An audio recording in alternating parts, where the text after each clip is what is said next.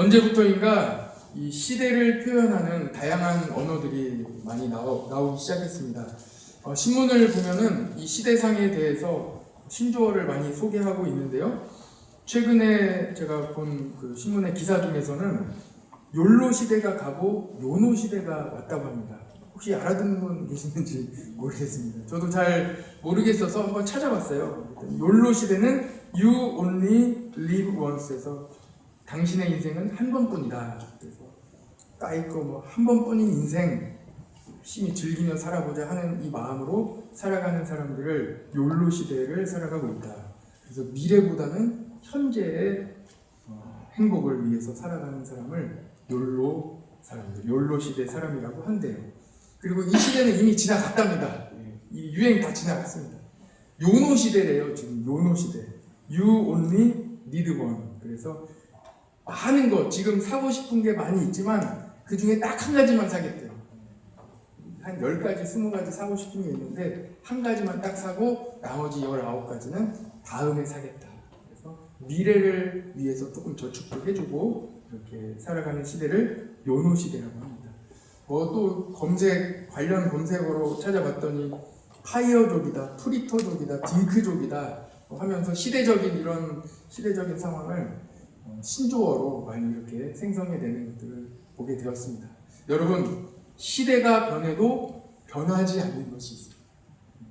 시대에 따라 추구하는 것, 유행하는 것, 또 사람들이 우르르 따라가는 것 많이 있지만 우리는 시대가 변해도 한 분, 예수 그리스도.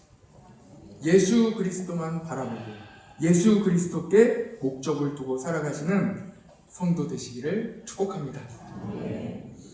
70년 전에 한국 전쟁을 마친 대한민국을 한번 상상해 봅시다. 당시 70년 전에 계셨던 분들이 한국이 이렇게 대한민국이 잘 살 수 있을지 상상이나 했겠습니까? 지금 이 시대가 얼마나 잘 먹고 잘 삽니까? 대한민국은 하나님께서 주신 축복입니다. 저도 여러분들 보기에도 그렇게 보이시나요? 저도 충분히 젊은 세대입니다. 젊은 세대를 살아가고 있는 제가 볼 때에도 지금 어린이들을 보면, 지금 학생들을 보면 야, 너희들은 정말 축복받았다. 너희들은 정말 이 시대적인 축복을 많이 받았다. 이렇게 생각을 하고 있습니다. 그런데 70년 넘게 사시는 분들이 저를 보실 때 또는 우리 어린이들을 보실 때 얼마나 이 시대가 귀한지, 하나님이 우리에게 주신 축복이 얼마나 큰지 아주 실감하시는 거예요.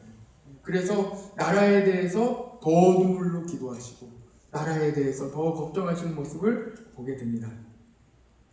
그래서 우리는 어른들의 지혜에 귀를 기울여야 합니다. 이번 명절에 부모님들을 만나신다면, 찾아가셔서 만나신다면, 또는 어르신들을 만나신다면 사랑이 가득 담긴 어른들의 조언을 잘 받으시고 또 어른들의 사랑을 잘 귀 기울이시기를 축복합니다. 저는 이 목회를 하느라 부모님을 잘 찾아뵙지는 못하고 있습니다, 사실. 그러나 하루에 한 번씩은 꼭 연락을 드리려고 노력을 하고 있어요.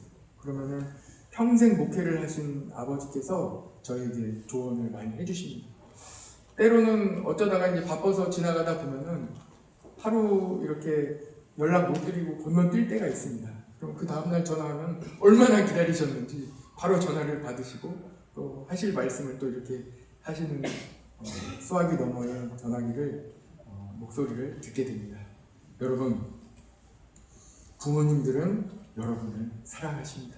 그래서 이번 명절에 참 축복 많이 받으시고 서로 간에 축복, 온 가족이 모여서 예배도 드리시고 하나님도 찬양하시고 그리고 하나님께서 주신 은혜와 축복을 나누시면서 예수님과 더욱 가까워지시기를 축복합니다. 한 번은 제가 그 미술 입시 학원을 운영하시는 분을 만난 적이 있어요. 그래서 미술 입시, 그러니까 대학에 보내려고 고3 수험생들에게 미술을 가르치시는 분인데 어떤 내용으로 어떻게 가르치시는지를 좀 이렇게 자세히 물어보고 듣는 시간이 있었습니다. 이 입시를 하는 미술 준비하는 학생들은 4시간 동안 실기를 본대요. 4시간 동안 그림을 그려야 돼요. 그러니까 이 스케치를 하고 색칠을 하고 다 그림을 4시간 동안 완성을 해야 되는데 마지막 제출하기 30분 전까지는 그림을 대부분 완성을 합니다. 그리고 30분 또는 20분 최하 이런 시간 동안에는 그림을 계속 어두운 부분은 더 어둡게 이렇게 하고 색칠을 덧칠을 하고 밝은 부분은 더 밝게 이렇게 색칠을 하고 끝선은 또 이렇게 마감을 깔끔하게 이렇게 끝선을 마감하는 작업을 한다고 해요. 그런데 그 작업을 바로 밀도를 높인다 이렇게 얘기를 한다는 거예요. 그래서 제가 거기에서 야, 신앙은 밀도를 높이는 작업이다 하고 생각을 하게 된 거예요. 여러분 다 예수님 믿지 않습니까? 예수님을 그리스도로 우리는 다 고백하고 있습니다. 예, 스케치도 되어 있고 모든 것 다 예수님 믿고 천국 갑니다. 그런데 우리의 신앙의 삶, 예수님을 믿은 그 다음의 신앙의 삶은 무엇이냐? 바로 밀도를 높이는 삶이에요. 우리의 삶 가운데 복음으로 살아가기 위해서 구석구석 예수님이 안 계신 곳에는 예수님으로 다시 한번 색칠을 하고 예수님의 색깔이 우리의 삶에 조금 더 진하지 않은 곳에는 조금 더 덧칠을 하는 거예요. 손을 한 번씩 더 손을 대면서 밀도가 높아지는 거예요. 오늘 주보를 보시면서 도대체 복음의 밀도가 높아진다는 것은 무슨 이야기인지 궁금해 하시는 분들은 오늘 설교를 잘 들어보시면서 여러분들의 삶에 복음의 밀도가 높아지시기를 축복합니다. 그래서 오늘 제목이 복음의 밀도를 높여라입니다. 한번 같이 한번 해볼까요? 복음의 밀도를 높여라. 그렇습니다. 복음의 밀도를 높이시기를 바랍니다. 예수님을 믿는 우리의 삶에 세세한 영역까지 복음으로 가득 채워지시기를 축복합니다. 예수님 잘 믿으십시오. 예수님 잘 믿어야 합니다. 그러려면 예수님께 완전히 빠져야 됩니다. 푹 빠져야 됩니다. 그래서 복음의 밀도를 높여야 됩니다. 복음이 여러분들의 삶의 세세한 분야까지 완성해 나가시기를 축복합니다. 오늘 본문에서 예수님께서 이 땅에 오신 목적을 분명하게 말씀하고 있습니다. 38절에 보면 이르시되, 우리 한번 같이 볼까요? 38절 오늘 본문입니다. 38절 같이 한번 읽어봤으면 좋겠습니다. 38절 다 같이 한번 읽어볼까요? 시작.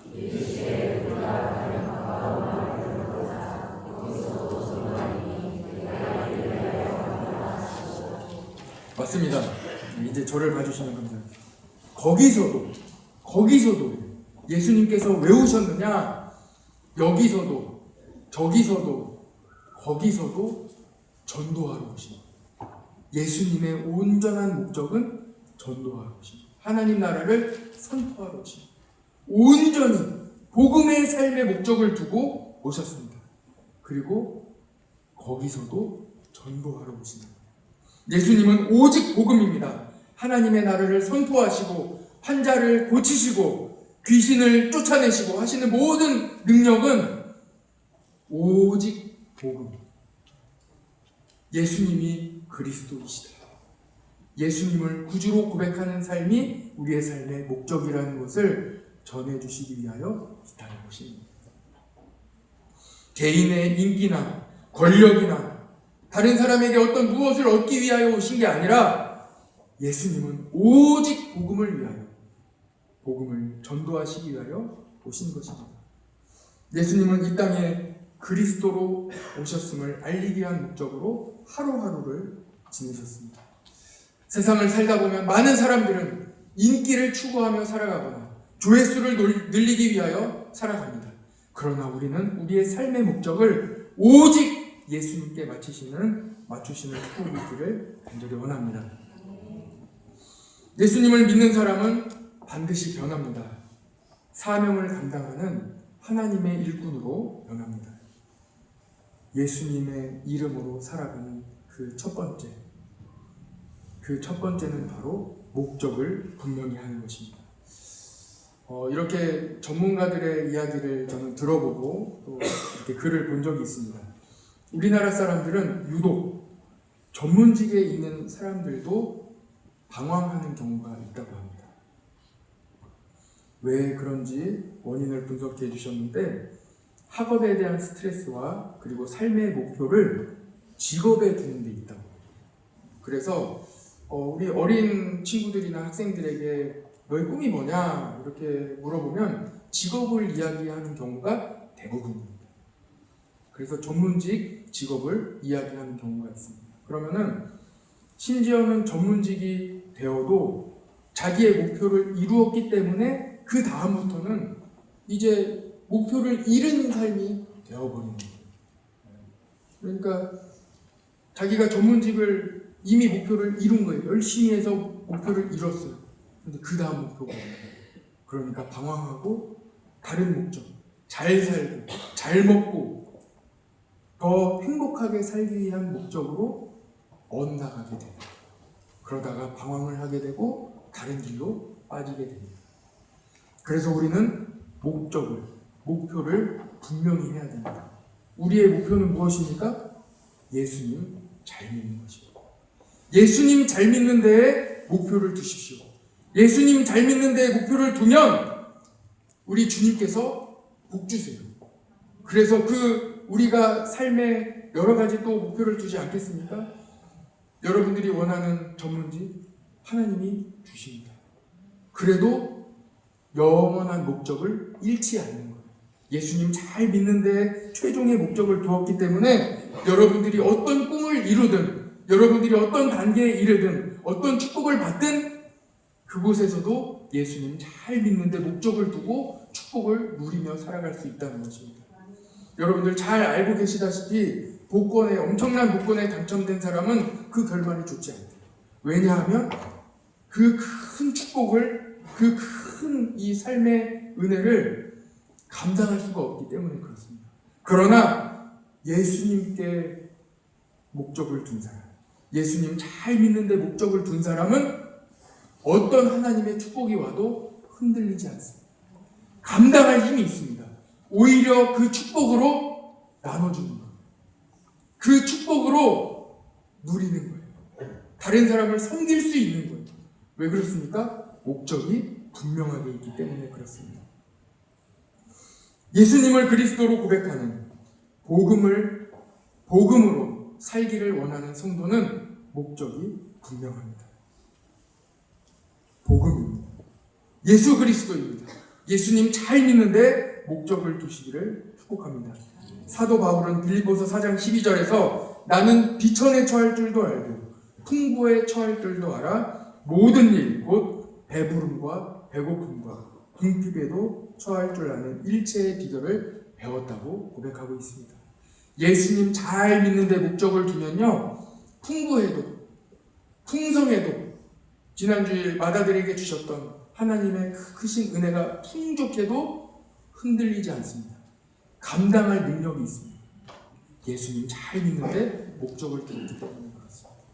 삶에 어려움이 와도 아주 저 밑에까지 다 실패했을지라도 다시 일어날 힘을 가지고 일어나게 되는 거예요. 왜 그렇습니까?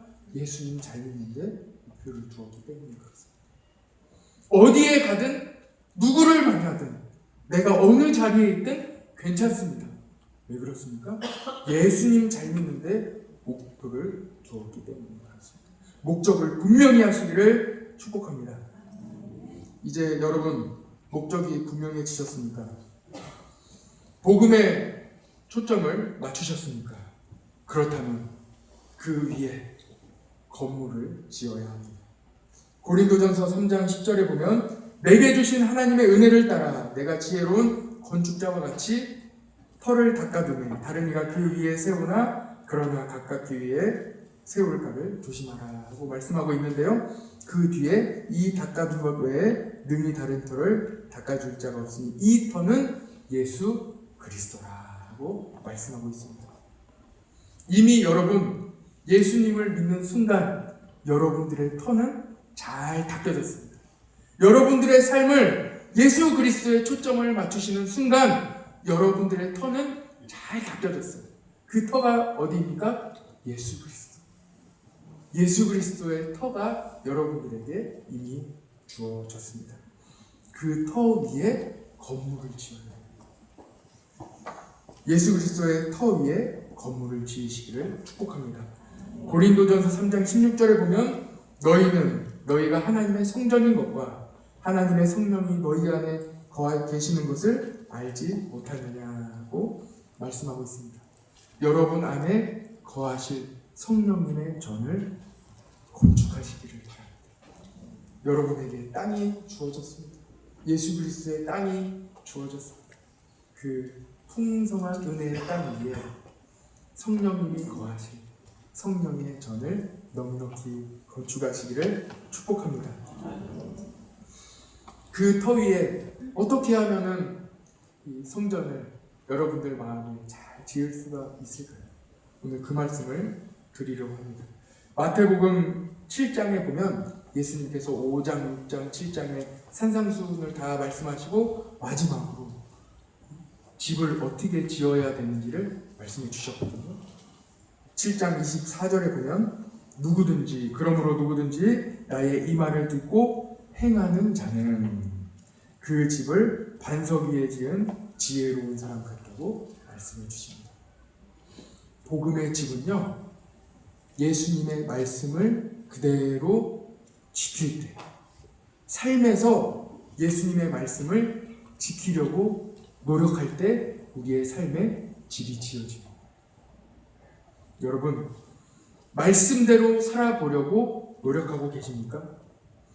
주일에 주시는 이 말씀 중에, 이 많은 말씀 중에 단 한 가지라도 여러분들의 마음에 내 말씀으로 받아들이는 말씀이 있기를 축복합니다. 그리고 그 말씀을 한 주간 그 말씀을 지키기 위해서 살아가는 거예요.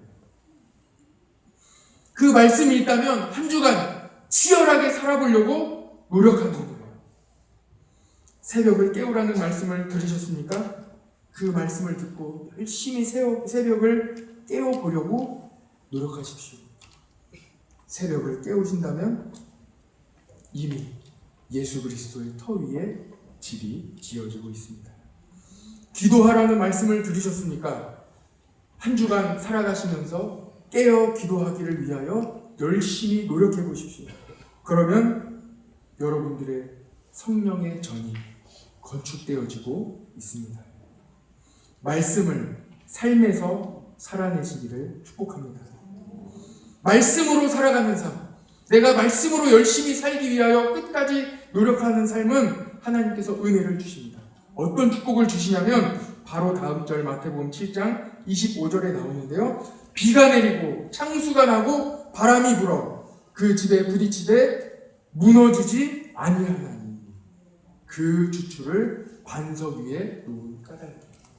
예수 그리스도의 반석의 터 위에 말씀으로 살아가려는 노력을 할 때에 여러분들의 집이 지어지게 됩니다. 자, 여러분, 이제 예수 그리스도의 삶의 목적을 두셨습니까? 그리고 그 터 위에, 예수 그리스도의 터 위에, 믿음의 반석 위에 말씀을 열심히 말씀으로 살아가기 위하여 노력하고 계십니까? 그러면 이제 마지막 그 집에 있어서 인테리어, 그러니까 마지막 인테리어가 필요하지 않겠습니까? 예쁘게 색칠도 하고 그 집을 예쁘게 멋지게 꾸미는 인테리어, 그 작업을 해야 됩니다. 그게 바로 밀도를 높이는 거예요. 복음의 밀도를 높이는 것은 집을 더욱 견고하게 그리고 아름답게 인테리어하는 것과 같습니다. 그림을 그릴 때 아까 설명드렸듯이 마지막까지 이 그림의 화가가 마지막까지 터치를 하면서 그림의 완성도를 높여가는 것과 같은 단계입니다. 오늘 본문에서 밀도를 높이는 방법을 두 가지로 여러분께 말씀하고 있습니다. 첫 번째는요, 여러분 기도하십시오. 기도하시기 바랍니다. 같이 한번 따라해 봅시다. 기도합시다. 기도하면 밀도가 높아집니다. 말씀대로 살아가려고 하는 삶에 하나님의 도우심을 경험할 수 있습니다. 기도하는 사람만이 말씀대로 살아갈 수 있습니다. 말씀대로 살아가려고 노력해 보셨습니까? 말씀대로 그 말씀 붙잡고 살아가려고 노력하는데 반드시 한계가 옵니다. 그 부딪히는 지점이 있어요. 내가 열심히 살아보려고 노력하는데 더 이상 안 되는, 그 말씀대로 살기가 어려운 지점이 오게 되어 있습니다. 그 지점을 놓고 기도하는, 하나님, 제가 이번 주에 말씀으로, 이 말씀으로 살아가려고 열심히 노력했는데 여기에서 힘들어요. 하나님, 주의를 지키라고 해서 주의를 지키기 위해 열심히 노력했는데 하나님, 오늘 주의를 지키기가 너무 어려운 상황이 되었어요. 내 한계에 부딪힌 지점이 있지 않겠습니까? 하나님, 내가 말씀대로 살려고 하는데 여기에서 멈춰버렸습니다. 주님, 도와주세요. 그 기도 제목으로 기도하는 겁니다. 그러면 하나님의 방법으로 문제를 풀어주십니다. 문제를 풀어주십니다. 막히는 지점을 경험하십시오. 축복합니다. 그리고 그 막히는 지점에서 기도의 자리로 나아가시기를 바랍니다. 예수님은 언제나 기도하셨습니다. 특히 오늘 본문에서는 새벽에 기도하셨습니다. 35절에 한번 보십시오. 새벽 아직도 밝기 전에 예수께서 일어나 나가 한적한 곳으로 가사 거기서 기도하시더니 하고 말씀하고 있습니다. 저를 보십시오. 예수님도 새벽에 먼저 일어나셔서 기도하셨습니다. 그리고 하루 일과 시간 동안에는 분주하게 바쁘게 살아가셨습니다. 복음을 전하시고 환자들을 치료하시고 또 귀신을 쫓아내시고 온전히 복음에 초점을 맞춰두고 하루 종일 바쁜 삶을 살아가셨습니다. 그러나 새벽에 한가한 곳에 가셔서 반드시 기도하셨습니다. 하나님과 교제하는 시간을 갖고 하나님의 음성을 듣는 시간을 갖고 이 문제가 있는 이 지점을 하나님께 내어드리며 맡겨드리는 축복이 있기를 간절히 원합니다. 먼저 기도하십시오. 여러분들 어떤 일을 하시기 전에 먼저 기도하십시오. 사람을 만나기 전에 기도하시기 바랍니다. 여러분들이 일을 하시기 전에 기도하시기 바랍니다. 출근하셔서 그 자리에서 잠깐 기도하시고 일하시기 바랍니다. 기도할 때 여러분들의 복음의 밀도가 높아집니다. 견고한 집이 되어갑니다. 하나님은 견고한 이 밀도가 높은, 복음의 밀도가 높은 성도를 찾고 계십니다.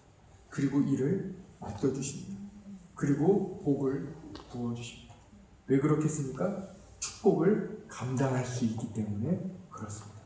복음의 밀도를 높이시기를 축복합니다. 기도하다 보면요, 기도가 안 되는 날이 있어요. 그 지점이 또 있습니다. 기도가 안 되는 상황이 있습니다. 그럼 어떻게 해야 되겠습니까? 기도조차 안 되는 상황이 있다면 담임 목사에게 찾아오시기 바랍니다. 이를 위하여 제가 우리 교회에 온 거예요. 제가 여러분들을 위하여 기도가 안 되는 지점에서 기도해 드릴 수 있도록, 그리고 같이 하나님께 도우심을 구할 수 있도록 제가 여러분들을 도울 수 있도록 저를 도와주시기를 바랍니다.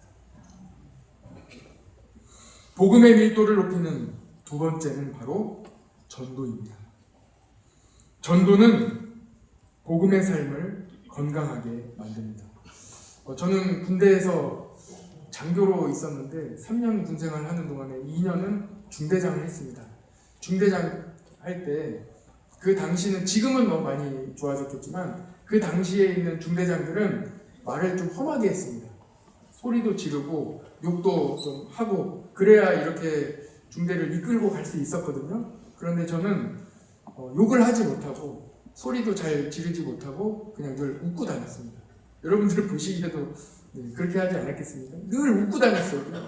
웃고 다녔어요. 왜 그랬냐 하면은 그때 군교회가 있었는데 군교회를 또 담당하고 있어서 주일에는 가서 설교를 해야 됐어요.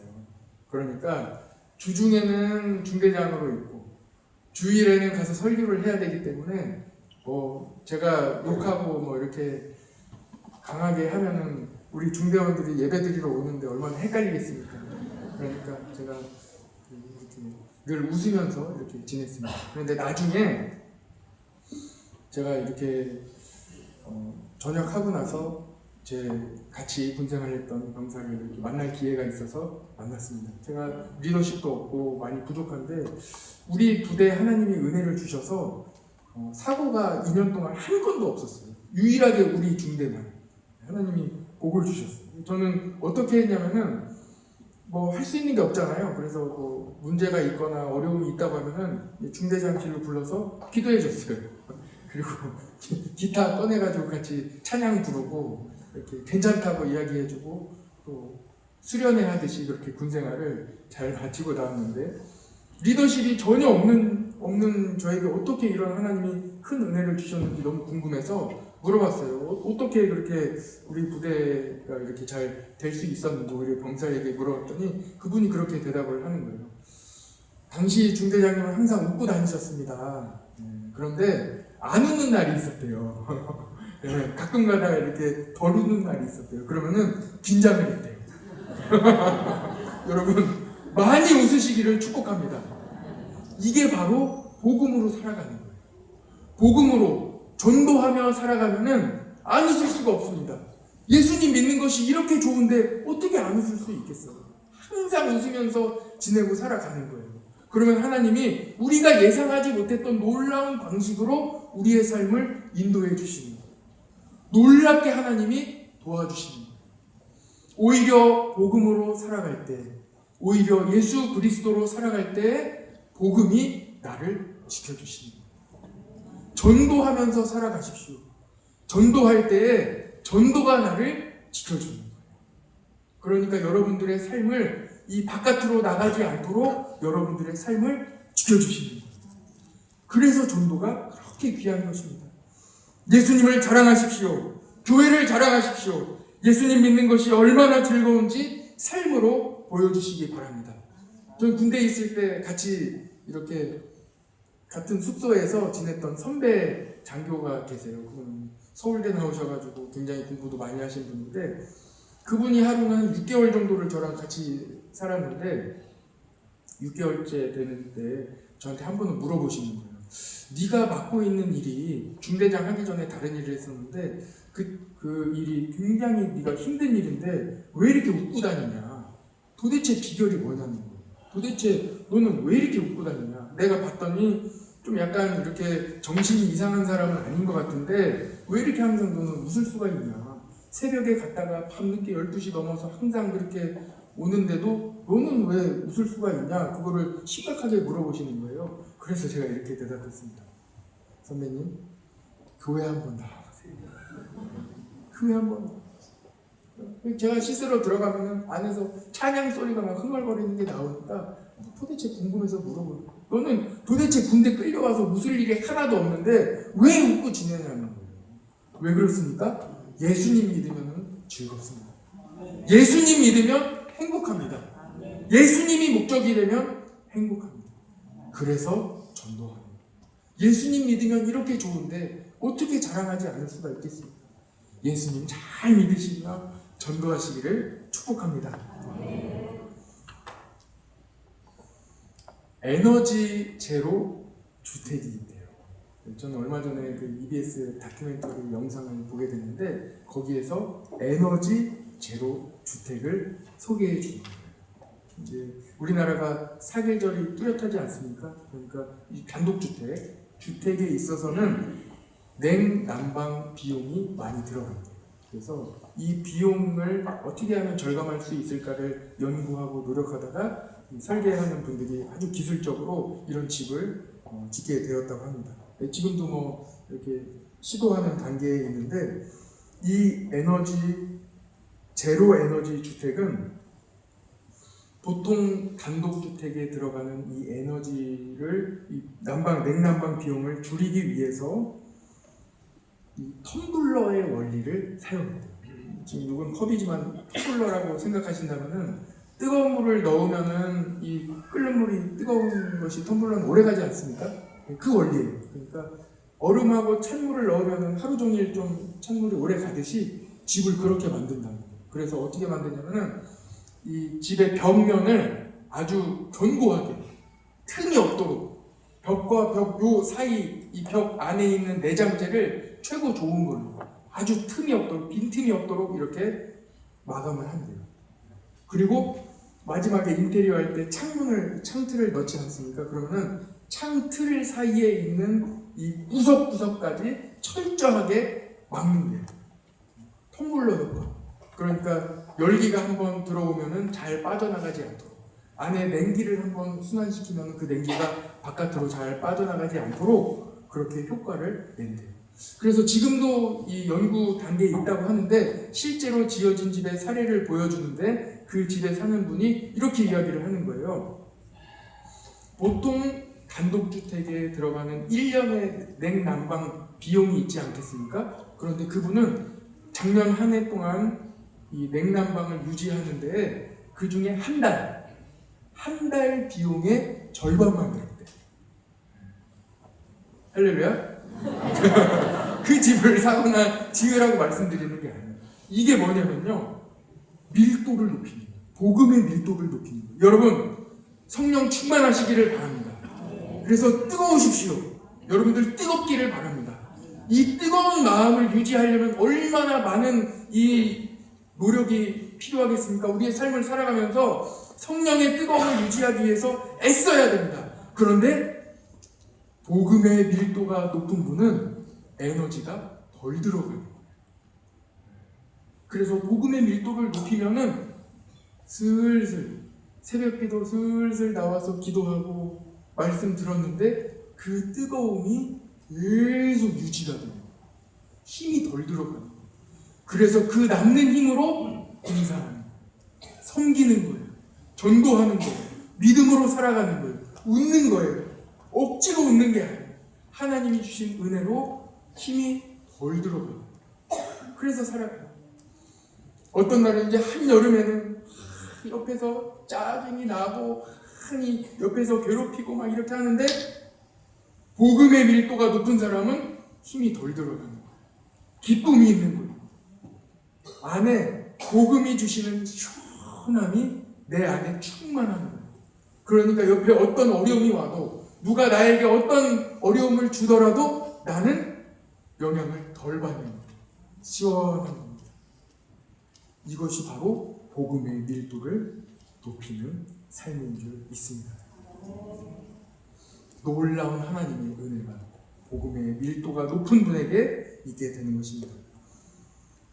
복음의 밀도를 높이는 것은 내 신앙을 뜨겁게 유지하는 데 힘을 덜 쓰이게 합니다. 성령님께서 부어주시는 뜨거운 열기가 하루 동안 잘 유지됩니다. 그래서 힘이 덜 들어갑니다. 오늘은 복음의 밀도를 높이는 두 가지에 대해서 말씀을 드렸습니다. 무엇입니까? 기도와 전도입니다. 오늘 말씀에 예수님께서는 제자들에게 다른 마을로 가자고 하십니다. 그리고 전도하러 오셨다고 분명한 목적을 말씀해 주셨습니다. 그래서 예수님께서는 갈릴리의 여러 회당을 다 다니시면서 전도하시는 거예요. 전도하시기를 축복합니다. 예수님은 계속 다니십니다. 그리고 우리에게도 찾아오십니다. 여러분들이 어느 구석에서 눈물 흘리며 기도하고 계신 그 자리에 예수님도 함께 하십니다. 여러분들이 골방에 울고 계실 때 예수님은 찾아가셨습니다. 여러분들이 기도하실 때 그 기도의 자리에 예수님은 찾아가셨습니다. 여러분들이 바쁘게 분주하게 다닐 때에도 예수님도 같이 바쁘게 분주하게 같이 다니시는 거예요. 여러분, 예수님과 함께 얼마나 행복하셨습니까? 다른 곳에서 기쁨을 찾지 마시고 예수님과 함께 하시는 것으로 만족하시고 큰 기쁨을 누리시기를 축복합니다. 평생을 인도에서 선교사로 헌신하셨던 스탠리 존스라는 선교사님이 계십니다. 이분은 평생 인도에서 그 어려운 곳에서 평생을 헌신하셨지만 마지막에는 이 노년에는 전신마비가 와서 몸을 움직일 수도 없었고 결국은 말조차 할 수 없는 상태가 되었습니다. 그러나 그 선교사님은 끝까지 믿음을 잃지 않았습니다. 이 안에서 솟아나오는 하나님이 주시는 충만한 기쁨을 계속해서 유지했습니다. 마음이 끝까지 뜨거웠습니다. 그래서 주변에 있는 많은 분들이 이분이 마지막까지 그 말씀하실 수 있을 때 한번 물어볼 거예요. 도대체 그렇게 이 마지막 평생을 그렇게 지내셨는데도, 어렵게 지내셨는데도 마지막까지 이런 어려움이 오는데 뜨거움을 유지하실 수 있는 비결이 어디에 있으십니까? 하고 물어보십니다. 그랬더니 이분이 이렇게 대답합니다. 나는 내 믿음을 받쳐줄 외부의 버팀목이 필요하지 않습니다. 왜냐하면 믿음이 나를 붙들어주기 때문입니다. 그렇습니다. 복음이 여러분들을 붙들어주다. 여러분들이 기도할 때 여러분들이 붙들림 받는 것, 흔들리지 않는 것. 여러분들이 말씀으로 살아가려고 노력할 때에 여러분들의 삶이 흔들리지 않는 것. 여러분들이 밀도를 높여 나갈 때 여러분들의 삶에 어떤 축복이 와도, 어떤 어려움이 와도 넉넉히 감당할 수 있는 하나님의 은혜가 거기에 있다는 것입니다. 이 스탠리 존스는 예수님을 믿는 사람들을 많이 바라보면서 복음의 능력이 나타나지 않는 사람들을 보면서 많이 안타까워했다고 합니다. 예수님은 믿지만 삶이 변화되지 않는 사람들, 예수님을 믿고는 있지만 기도의 능력이 나타나지 않는 사람들, 기적을 체험하지 못하고 기도의 응답을 경험하지 못하는 사람들을 보며 많이 안타까워했다고 합니다. 그러면서 그 비결을 이렇게 이야기했습니다. 내가 복음으로 살 수 있는 비결은 자기 부인에 있습니다. 가장 속 깊은 내 속의 자아를 우리 예수님께 맡겨드리는 것입니다. 여러분들의 모든 것을 주님께 맡겨드리는 하나님의 은혜가 있기를 간절히 원합니다. 다른 분들은 은퇴한 이후에 영향력이 없어지거나 많은 사람들이 찾아오지 않으면 그때부터 좌절합니다. 어려움이 있습니다. 그러나 삶의 목적을 오직 예수님께 두고 복음의 밀도를 높여가는 하나님의 귀한 자녀들에게는 끝까지 기쁨과 감사가 이어지게 되는 줄 믿습니다. 대한민국은 많은 축복 가운데 있습니다. 많은 축복을 받았습니다. 앞선 믿음의 선조들이 순교하며 교회를 세웠습니다. 우리 교회도 교인들의 기도와 눈물로 세워졌습니다. 예수 그리스도의 터는 잘 닦여져 있습니다. 이제 복음의 밀도를 높여 나가십시다. 복음으로 살아가십시다. 복음으로 살아냅시다. 말씀으로 끝까지 말씀으로 살아가기 위하여 노력합시다. 복음으로 살아냅시다. 예수 그리스도께 삶을 맡겨 드립시다. 기도하고 전도합시다.